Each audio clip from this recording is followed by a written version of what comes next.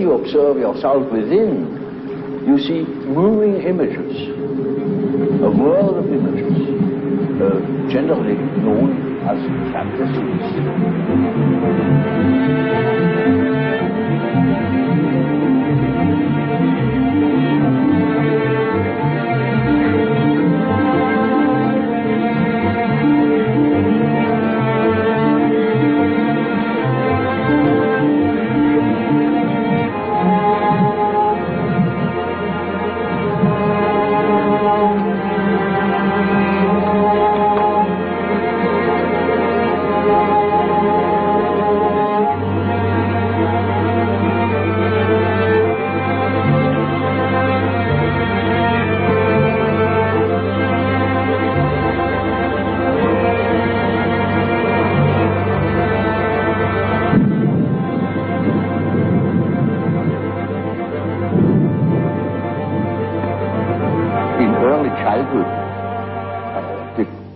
Is already there. You see, the child is not born tabula rasa, as one assumes.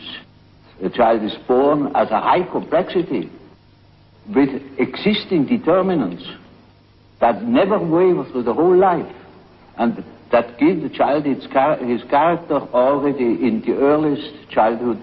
A mother recognizes an individuality of her child.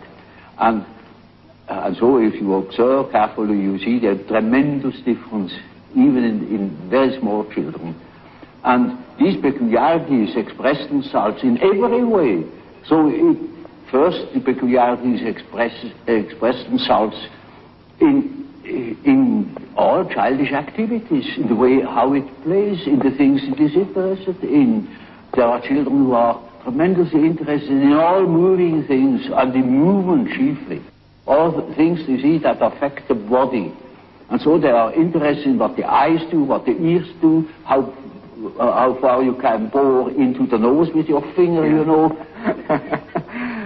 Now you see these things, these interests express themselves in a typically childish way in children, and later on they express themselves in other peculiarities, which are still the same, but it doesn't come from the fact that they once have done such a thing in childhood. It is the character that is doing it. There is a definite inherited complexity. You see, we are born into a pattern. We are a pattern. We are a structure that is pre-established through the genes. It is a biological order of our mental functioning, as for instance our biological or physiological function follows a pattern, or the behavior of any bird or insect follows a pattern, and that is the same with us. Man has a certain pattern that makes him specifically human, and no man is born without it. We are only deeply unconscious of these facts because we live all by our senses and outside of ourselves. If a man could look into it himself, he would discover it. And when a man discovers it, in our days, he thinks he's crazy. And he may be crazy.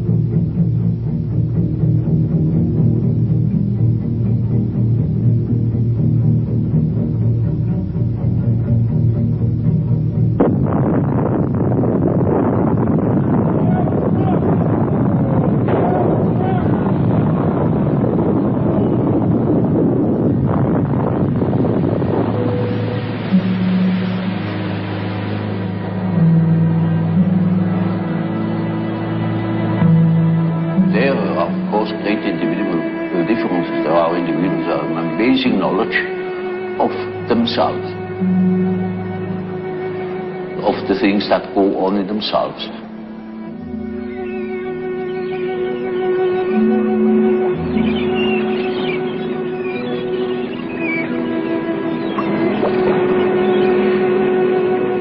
But even those people wouldn't be capable of knowing what is going on in their unconscious.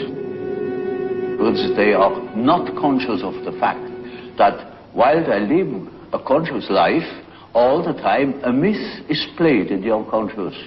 A myth that extends over centuries. Namely, archetypal ideas, a stream of archetypal ideas that goes on through one individual, through the centuries. You see, it is like a continuous stream, and that comes then to the daylight in the great movements. Say, in political movements or in spiritual movements. For instance, in the time before Reformation, people dreamt of the great change. And that's the reason why such great transformations could be predicted. If somebody has been clever enough to see what there is going on in people's mind, in the unconscious mind, would be able to predict it. For instance, I have predicted the Nazi rising in Germany through the observation of my German patients. They had dreams in which the whole thing was anticipated. And with considerable detail in the years before Hitler came, in the beginning of the, well, I could say the year 1919, I was sure that something was threatening in Germany, something very big and very catastrophic, and I only knew it through the observation of the unconscious. When you observe the world, you see people, you see houses, you see the sky, you see tangible objects. But when you observe yourself within, you see moving images, a world of images, generally known as fantasies. Yet these fantasies are facts. It is a fact that a man has such and such a fantasy. And it is such a tangible fact, for instance, that when a man has a certain fantasy, another man may lose his life. Or a bridge is built. These houses were all fantasies. Everything you do here, all apparatus, everything was fantasy to begin with. And fantasy has a proper reality. That is not to be forgotten. Fantasy is not nothing. It is, of course, not a tangible object. But it is a fact, nevertheless. It is, say, a form of energy, despite the fact we can't measure it. It is a manifestation of something. And that is a reality. That is just a reality as, for instance, the peace treaty of Versailles, or something like that. It is no more, you can't show it. But it has been a fact. And so the psychical events are facts, are realities. And when you observe the stream of images within, you observe an aspect of the world within. And so, you see, the man who is going by the external world, by the influences of the external world, say society, or perceptions, sense perceptions, thinks that he is more valid, you know, because this is valid, this is real. And the man who goes by the subjective factor is not valid because subjective factor is nothing. Yeah. No, that man is just as well based, because he is bases himself upon the world from within. And so he is quite right, even if he says, oh, there is nothing but my fantasy, you know. And of course that is the introvert. And that the introvert is always afraid of the external world. He will tell you, when you ask him, he will be apologetic about it. You say, of course, yes, I know only my fantasies. And he has always a resentment. And as the world in general, particularly America, is extroverted like hell, the introvert has no place. Because he doesn't know that he beholds the world from within. And that gives him dignity, and that gives him certainty, because it is, nowadays particularly, the world hangs on a thin thread, and that is the psyche of man. Assume that certain fellows in Moscow lose their nerve or their common sense for a bit, and the whole world is in fire and flames. You see? It is, nowadays we are not threatened by elementary catastrophes. There is no such thing as an H-bomb. That is all man's doing. We are the great danger. The psyche is the great danger. What if something goes wrong with the psyche? You see? And so you see, it is demonstrated to us in our days what the power of the psyche is of man, how important it is to know something about it, but we know nothing about it.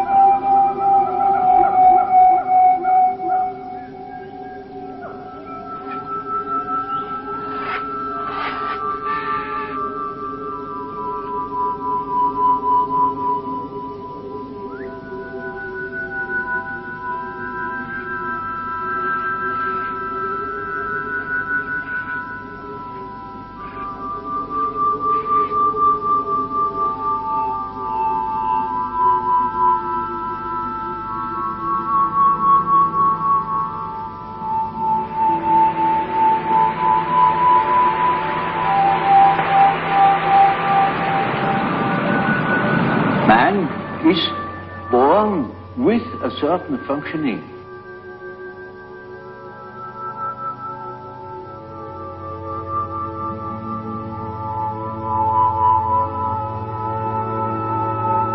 A certain way of functioning, a certain pattern of behavior.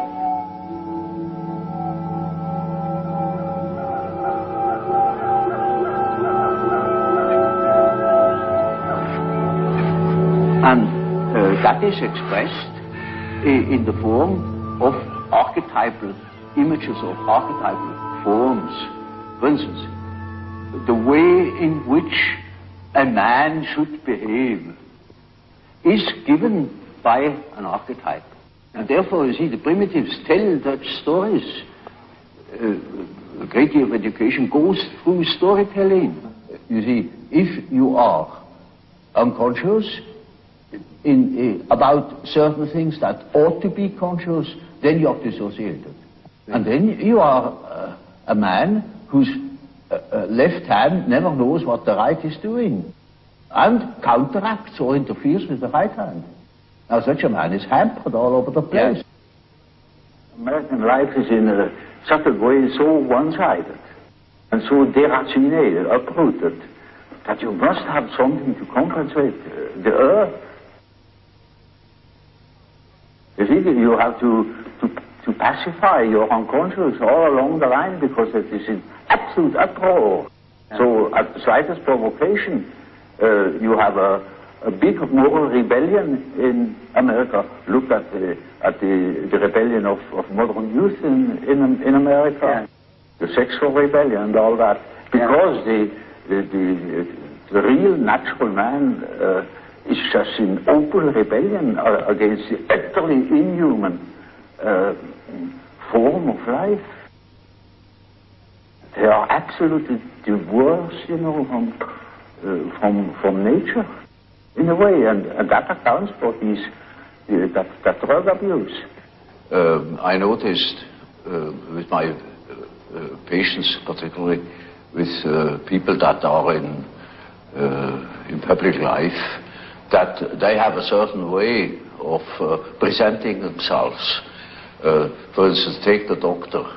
He has a certain way. For instance, he has good bedside manners, and he behaves as one expects a doctor behaves. He may even identify himself with it and believe that he is what he appears to be. And so when he is a professor, he's also supposed to behave in a certain way so that it is plausible that he is a professor, you know.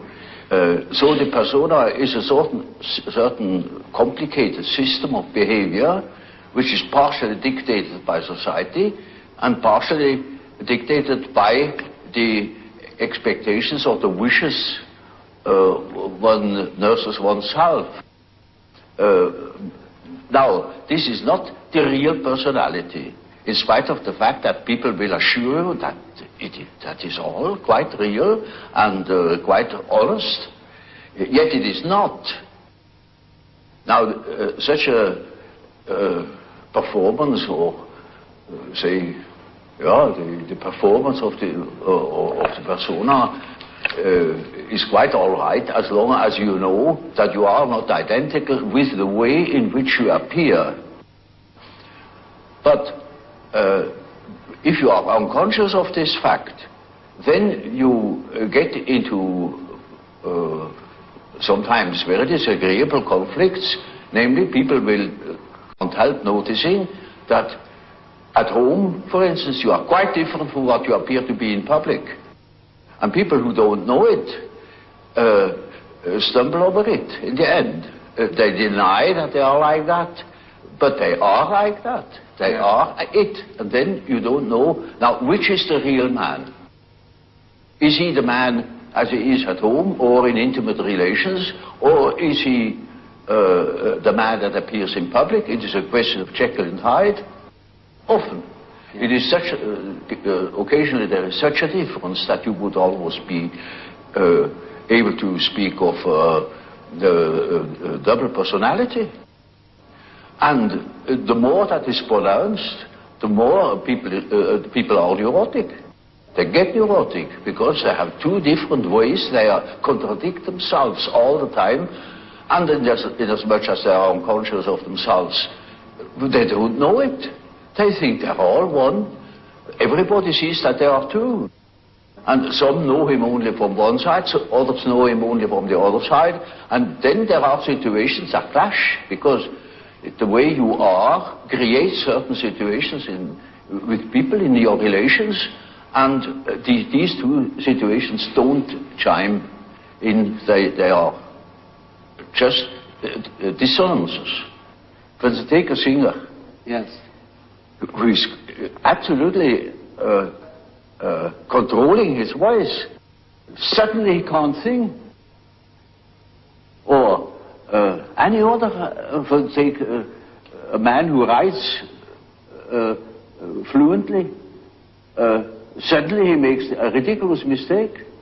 There his habit doesn't function. It may be, you know, that what the unconscious has to say is so disagreeable that one prefers not to listen. And in most cases, people would be probably less neurotic if they could admit the things. These things are always a bit difficult or disagreeable or inconvenient or something of the sort. So there is always a certain amount of repression. When in treatment, for instance, in the treatment of neurosis, you have to do with that personal unconscious for quite a while. And then only dreams come that show that the collective unconscious is touched upon. Yes. Now, as long as there is material of a personal nature, you have to deal with the personal unconscious. But when you get to say, to a question, to a problem, which is no more merely personal, but also collective. You get collective dreams.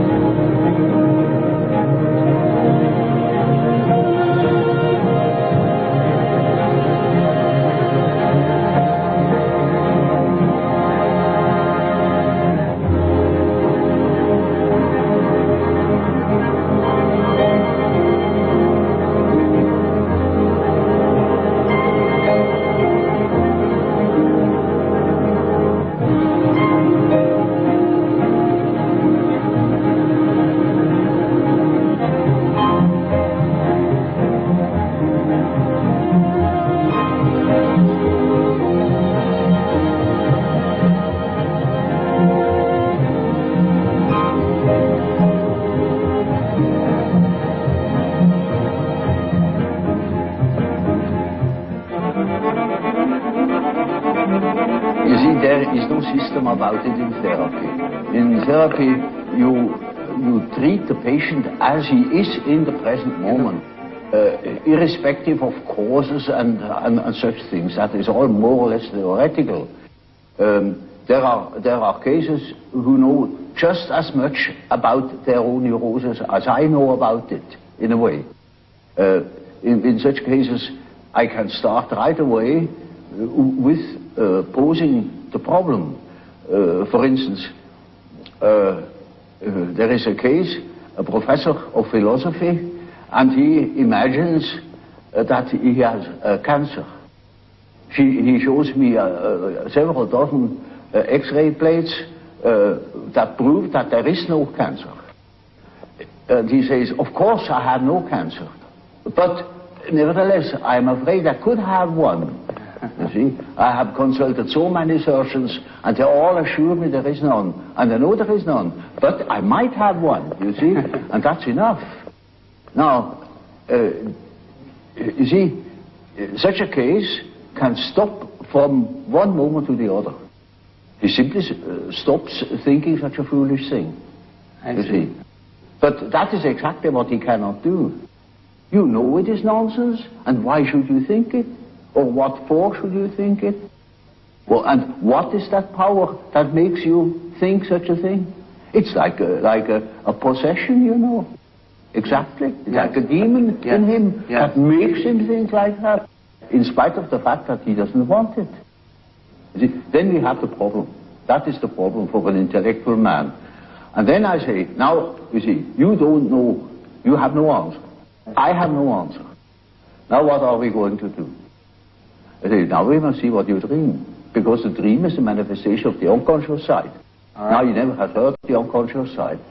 So I must explain to him that he has an unconscious.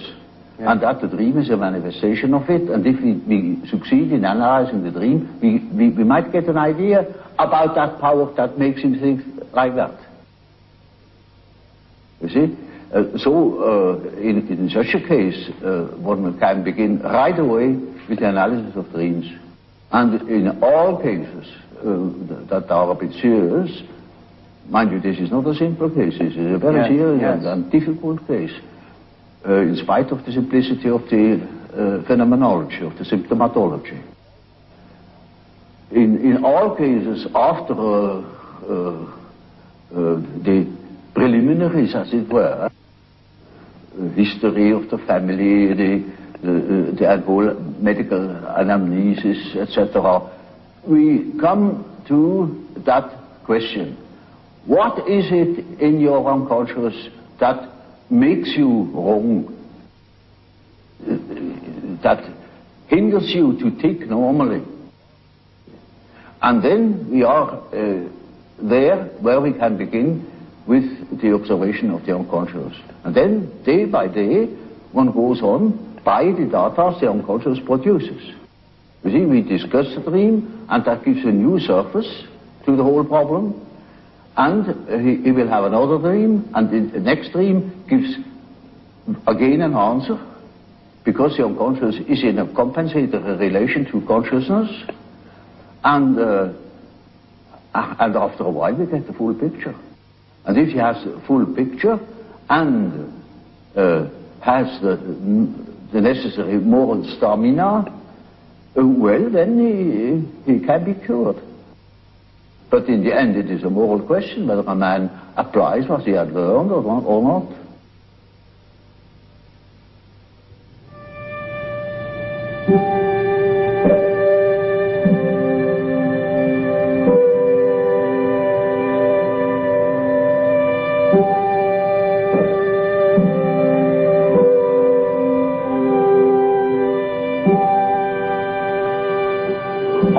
Just one typical archetypal form. It is what they call in alchemy the quadratura circuli, a square in the circle, or the circle in the square. And it is an age-old symbol that goes right back in the prehistory of man, and is all over the earth. And it either expresses the deity or the self. And these two terms are psychologically very much related. Which doesn't mean that I believe that God is a self or that the self is God. I make that statement that there is a psychological relation, and that can be have plenty of evidence for it. And it is a very important archetype. It's the archetype of an inner order. And it is always used in that sense, either to make the arrangement of the many aspects of the universe, a world scheme, or a scheme of our psyche. And it expresses the fact that there is a center and a periphery. And it tries to embrace the whole. It's a symbol of wholeness. So you see, in a moment where, say during a treatment, when there is great disorder and chaos in a man's mind, then this symbol can appear as in the form of a mandala in a dream, or when he makes imaginary fantastical drawings or something of the sort. There it spontaneously appears as a compensatory archetype, bringing order, showing the possibility of order, centeredness. And it means a center which is not coincident with the ego, but with the wholeness. It is wholeness. It is our wholeness, which I call the self. The self is the term for wholeness. And I am not whole in my ego. My ego is a fragment of my personality. So you see, that the center of a mandala is not the ego, it is the whole personality. The whole self. The center of the whole personality. And it plays a very great role in the East, for instance. But in the Middle Ages equally. And then it has been lost, it has been thought of as a mere sort of allegorical decorative motive, but as a matter of fact it is highly important and highly autonomous symbol that appears in dreams and so on, or in folklore.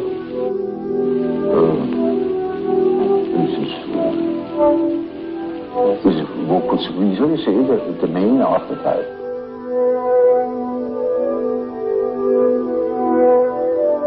I had a case that was an intelligent young woman.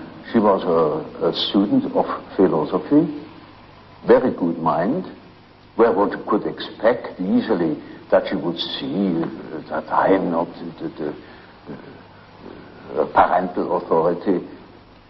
But she was utterly unable to get out of this delusion. And in such a case, one always has recourse to the dreams. It is just as if one would ask the unconscious, now what do you say to such a condition? You see, she says to the unconscious, of course I know you are not my father, but I just feel like that, it is like that, I depend upon you. And I say, now we will see what the unconscious says. Now the unconscious produces dreams in which I really assumed a very curious role. You know, she was the little infant, she was sitting on my knees, I held her in my arms, I was a very tender father to the little girl, you know. And the last dream of that series was, I cannot tell you all the dreams, was that it was out in nature. I stood in a field of wheat, an enormous field of wheat that was ripe for harvest. And I was a giant. And I held her in my arm like a baby. And the wind was blowing over that field of wheat.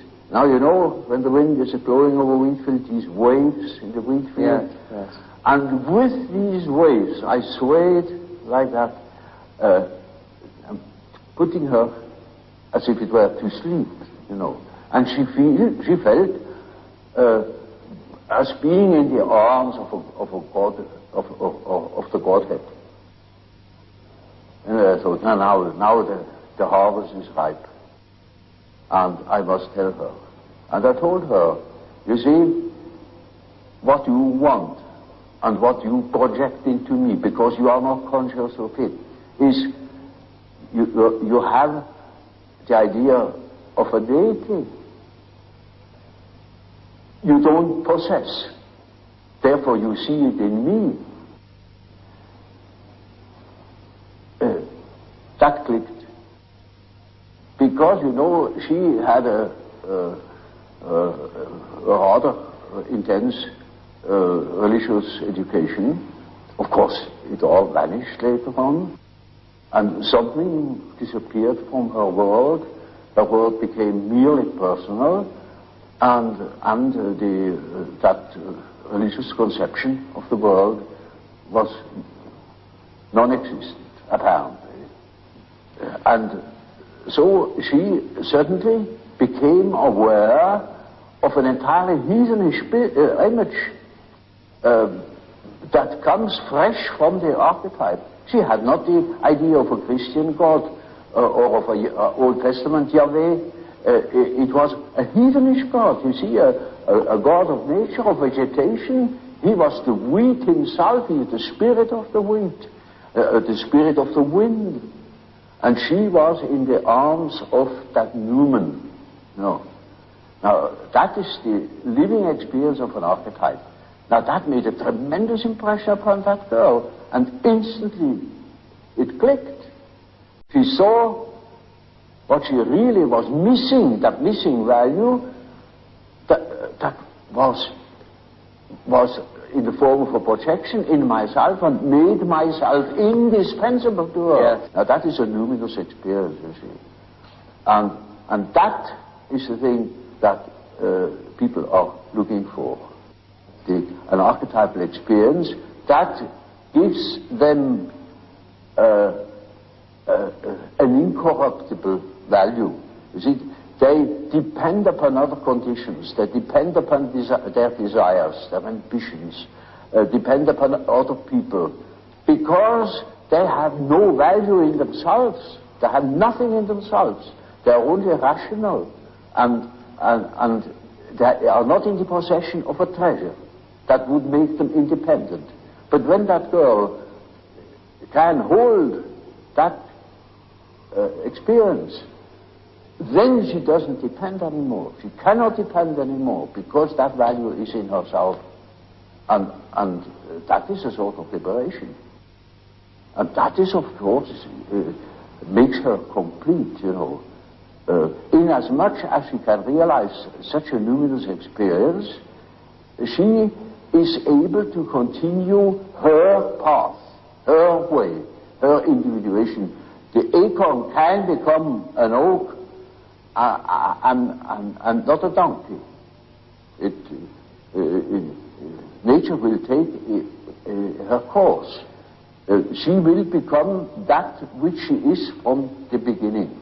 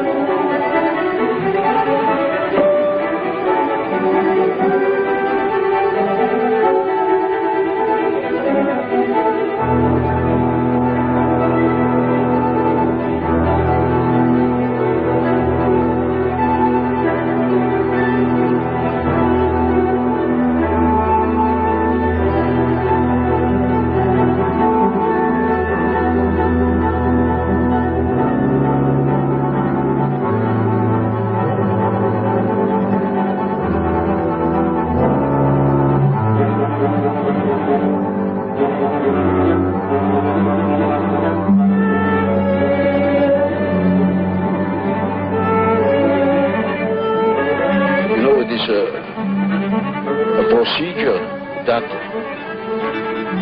has many stages or levels. If you treat an ordinary case of neurosis, it may only go as far as healing the symptoms or giving the patient such an attitude that he can deal with his neurosis. Sometimes it takes you a week, sometimes a few days, sometimes it is just one consultation in which I clean up a case. It is of course always the question to know where or what. It needs a good deal of experience, but other cases take very long, and you couldn't send them away because they wouldn't. They want to know more. They make they make the whole process of development. They that goes from stage to stage, a widening out of the mental horizon. You cannot imagine how one-sided people are nowadays, and so it needs no end of work to get people rounded out or mentally more developed, more conscious, and they are so keen on it that for nothing in the world they would quit, and they are not shy of spending money on it. As each plant, each tree grows from a seed and becomes in the end, say, an oak tree, so man becomes what he is meant to be. At least he ought to get there. But most get stuck. They could get much further if they had heard proper things or if they had spent the necessary time on themselves. But this is not popular, you know, to spend time on oneself, because our point of view is entirely extroverted.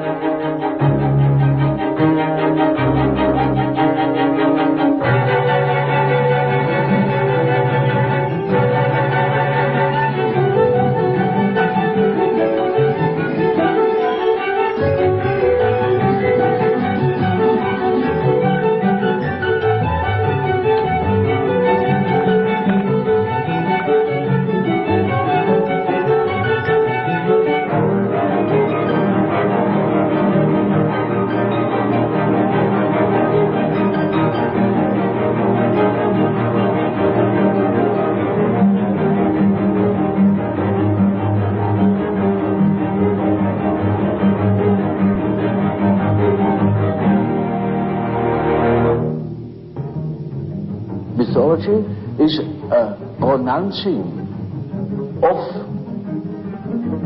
series of images that formulate the life of archetypes.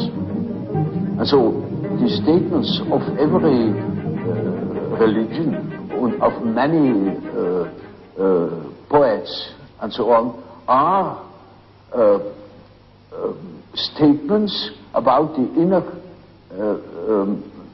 mythological process, which is a necessity, because man is not complete if he is not conscious of that aspect of things. So, you see, a man is not complete when he lives in a world of statistical truth. He must live in a world of his biological truth. That is his biological truth. That is not merely statistics. Yet our natural science makes everything to an average, reduces everything to an average, and of course all the individual qualities are wiped out.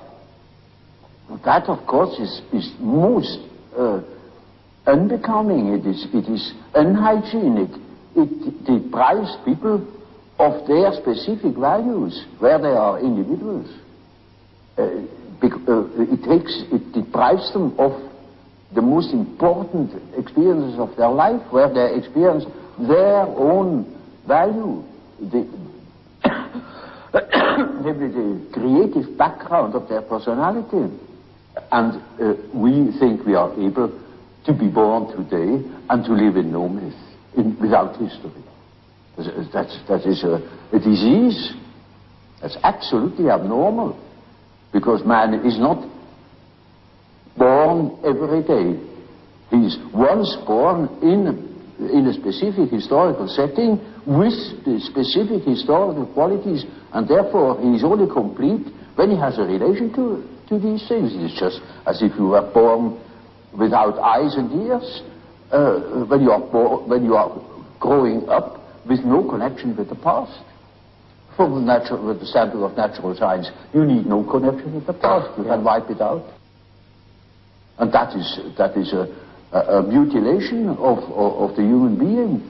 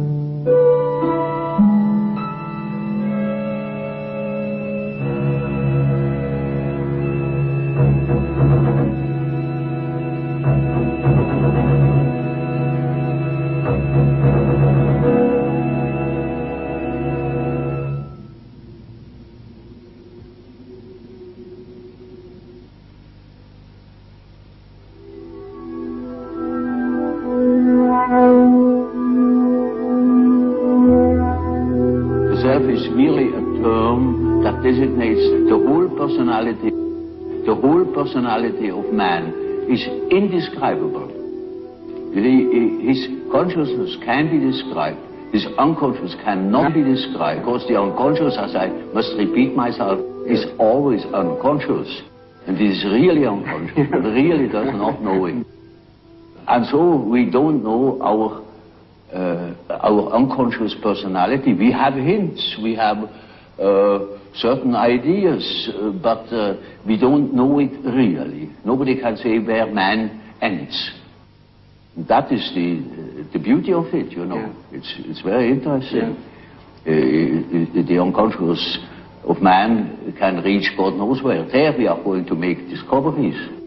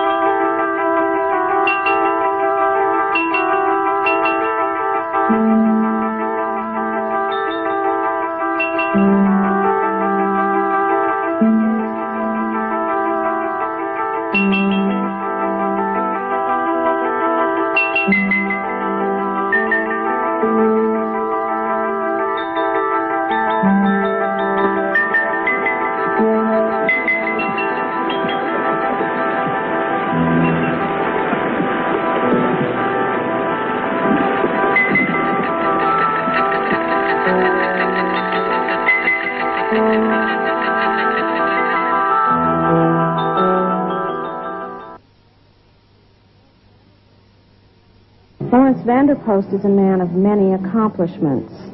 He's recognized throughout the Western world as a distinguished author and statesman.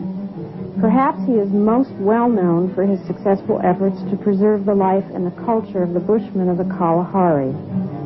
Van der Post was born in 1906 in South Africa to a large and distinguished family. At the age of 20, he left South Africa to pursue a career as a journalist in London. During World War II and in the years after, van der Post served as a special envoy for Britain in the Far East and in Africa. In 1981, he was knighted for his many years of public services to the Queen.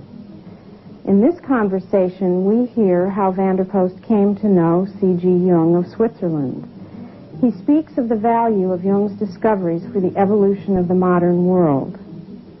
Before this, van der Post had expressed his appreciation for Jung and his psychology in two very extensive works.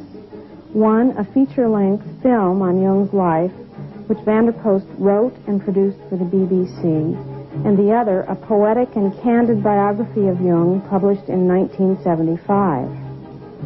This conversation took place in the winter of 1978 in the living room of Sir Lawrence's home in Chelsea, where he lives with his wife, Ingeret Giffard, a noted Jungian analyst of London. I would like to hear the story of how you met C.G. Jung in the first place. Well, it's a very simple and yet a very complicated story, because the odds against my meeting him would have seemed insuperable, because whenever people had spoken to me about him in the past, although I think I have a natural interest in what is called the field of psychology, because of Freud, my experience of Freud, and Jung's association with Freud, I completely rejected Jung, and I wasn't really interested.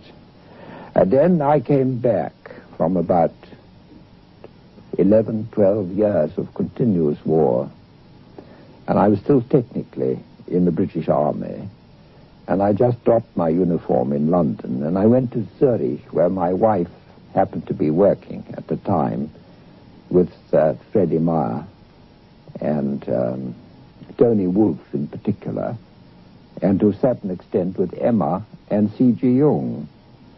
And then they had one of these sort of parties they had for the Institute, and I was asked to come along, and I found myself put next to Jung. And that's how I met him. And then he happened to be at that moment talking to some eminent Dutch scholar, and they were talking about fire and the meaning of fire. And this Dutch scholar said, oh, well, of course, it's just energy, isn't it, fire? I've never forgotten the look on Jung's face, you know, because that anybody could just think of fire as energy. It was so remote. Of course, it's that as well. And I started to join in there. And I told them about how, when I'd been dropped into the jungles of Malaya, I discovered a very interesting primitive tribe called the Sakai, who made fire in a completely different way. And Jung was immediately interested. He said, how do they make it? And I said, well, it's very wet, it's always raining, so the Sakai, who go about naked, they carry a little belt, leather belt, and at the end of this they have a block of wood, in the center of which is a very deep cylinder, and the top of it is a kind of lid which has a rod attached to it, which fits exactly into the cylinder. And at the end of the rod, there's a very deep niche carved. And they have a little leather pouch full of dry moss, and they put the moss into the niche, and they put the cylinder into at least they put the rod into the opening of the cylinder, and then they knock the two together. And then they pull it out, and the moss is on fire. And I said to Jung that when I saw this, I had a man who was an engineer with me, and he turned to me and he said, my God, Colonel, the diesel engine. And that was too much for Jung. And I heard him laugh. He roared with laughter, you know. And the primitive people already, out of the collective unconscious, had the diesel engine principle working, you know. And I think it was that laugh of his which got me. And then we started talking immediately. It's the most extraordinary laugh that Jung had, you know. Because I remember Olga Fröber-Kaptein, who founded Eranos on the lakes of Ascona, told me that very often when Jung was talking there, and they sat round, they had a great round table at Eranos, where I've sat myself when I lectured there. And just above the table, you had the main road from Italy to Switzerland, and masses of cars going by. And Jung would sit there after a lecture, and they would have wine, and he would laugh. And Olga said it was amazing the numbers of times strangers would come down from the road, stop their cars, and say, "Would you mind showing us who that was who laughed just now?" His laugh had that kind of primordial quality of laughter. It was a laugh almost more of somebody who had been infected by the gods than, you know, it was really quite infectious.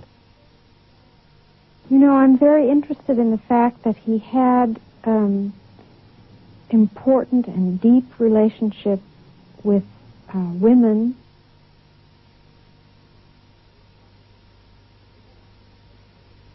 It's one of the most important things, my dear, in Jung. One must never think about Jung without remembering his love of and for women, his love of the feminine in man, as well as for the feminine in women, and the service he performed for women, and the enormous service which women performed for him. Because I think myself that in a scientific way, completely scientific way, Jung did for the world what Dante did in a poetic way. But whereas Dante was inspired by a beautiful feminine face, the face of Beatrice, face of a girl he just saw in the streets of Florence, and which led him from then on right through his life. Jung had the shattering originality to be inspired by what you might call the ugly face of womankind. Jung had an instinct that what was wrong with life, what made life tear apart, made it incomplete, was because the feminine was rejected. And even in his very, very first book, which he called The Psychology of the Unconscious, I think it's now called Roots of the Unconscious, which led to his break with Freud. Because if there's one thing that Freud didn't have conspicuously in his makeup, it was a sense of the importance of the feminine. I mean, Freud was very much an Old Testament phenomenon. He was a prophet. He was a very great man. I'm not saying this to belittle him, but merely to understand him. He was a very great person, a very great pioneer to whom we owe a lot. But he was an Old Testament phenomenon, and I think more of Jung as a New Testament phenomenon. But Jung had this sense of the rejected feminine enormously.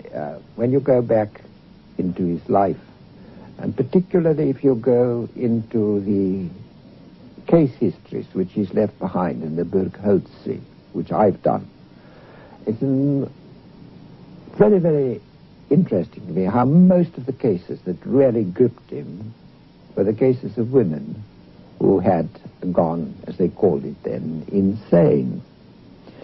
And there was this famous case of this woman, I think her name was Babette, who in the Burgholtzi hospital, who'd been there for donkey's years, the one who said, you know, Naples and I, between us, must supply the world with spaghetti. And everybody said, my God, she's crazy. Do you see? She's crazy. What is she talking about? But to Jung, it was very significant because he saw in this a law of compensation, that she was trying to put herself into an important role because she was feeling neglected. She'd lost her identity. And he learned an enormous amount from this old lady. And when Freud visited Jung in Zurich for the first time, Jung took Freud to see this old lady. And Freud said to Jung afterwards, yes, I can see that she's an interesting case, but isn't she a hideous old lady? I would hate to spend my time with her. And to Jung, this was quite a shock, he told me. It nearly bowled him over because he'd never thought of her in those terms. That's what I mean, that he could follow, not like Dante, the outward beauty and face of womankind, as most men do, but he could follow the inner face, the averted, the rejected face of women. And so it was not surprising that when he came across the papers in the case of this extraordinary Miss Miller, who had these fantasies, that he could follow her in her fantasies. And that was his first feminine guide, was a deranged feminine spirit, driven insane, driven mad by a world of men, rejected by a masculine-dominated world. Now, Jung worked in this rejected feminine world of the unconscious for years. People came to him. He was particularly successful with women patients. And one person came into his life very early on, because he's already with Jung and Emma Jung at the famous conference in Vienna, where they are all photographed together, and that is Tony Wolff. Now, Tony Wolff, whatever the diagnosis was, it was a very serious diagnosis. A lot of people who knew her said that they despaired of her ever recovering from whatever her psychological disturbance was. I think one must accept that it was profound enough to fit the rare, exceptional spirit she was, because in a sense, the rarer, the more exceptional the spirit, the deeper the psychological suffering. And Jung managed to bring her out of this, so that by the time of the famous Vienna conference, she was already an integrated, working personality. And to me, that photograph is very moving, because the one who looks young, as if she's just been born, is Tony Wolff. To take it down into the level where it belongs, you see that all the time that Jung was working with the rejected feminine, he was, in a sense, working by projection, to use the term which he coined. And because he was dealing with the feminine through the lives of the rejected feminine in others, an immense charge was building up in himself. And that time when he let himself go, and when he landed deep down in what he came to call the collective unconscious, all this rejected feminine in himself confronted him. And I think this becomes very, very clear in that dream which he tells in Dreams, Memories, and Reflections. It's a dream in which Jung again goes down, and he finds somebody whom he thinks is the prophet Elijah sitting there, and there's a great snake, and there's a young girl whom he thinks is Salome, who's blind. And Jung, in Dreams, Memories, and Reflections, to my amazement, Jung deals in such detail with all his other dreams. He says, oh, well, he said, you know, the old man, the sage, and the young girl, it's a frequent theme. You find it in Lao Tse, and you find it in myths and legends, and that's all there is about it. Well, that wasn't what all there is about it. I think this is the moment of Jung's greatest psychological peril. He's confronted with the fact that like the whole of mankind, he himself, that his anima, his soul, in this aspect is blind. What happens in this period? This is the time when Tony Wolff took over. This is the time. Tony Wolff was not blind. She'd been in this world before. She was the only one who knew it. And she took over from Salome. And she conducted, in this unfamiliar, terrifying underground of the collective unconscious, she was Jung's guide, to such an extent that she lived with him. And she took over the whole of the burden. And of course the tensions caused by that in Zurich and in the family must have been tremendous.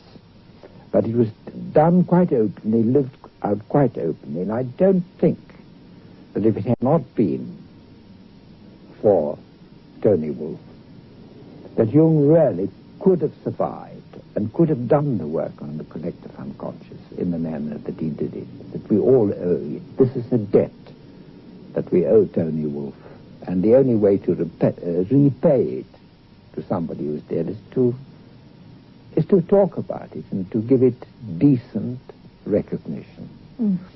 And in a sense, that's what women have had to do throughout history. In a sense, they've had to train their own men, as it were, to become responsible for their own feminine selves, and to see not only the external, but the inner side of women.